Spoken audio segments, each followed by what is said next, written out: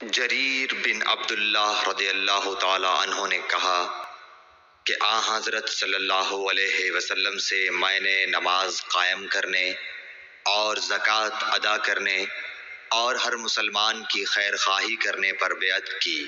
صحیح بخاری حدیث نمبر 57۔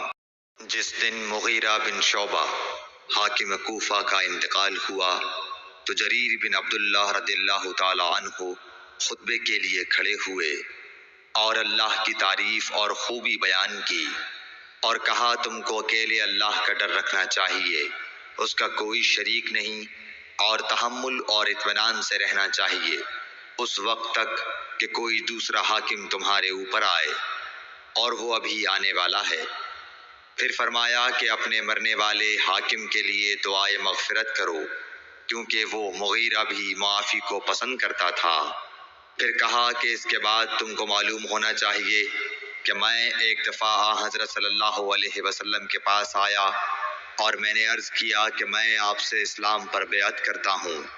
آپ نے مجھ سے ہر مسلمان کی خیر خواہی کے لیے شرط کی، پس میں نے اس شرط پر آپ سے بیعت کر لی۔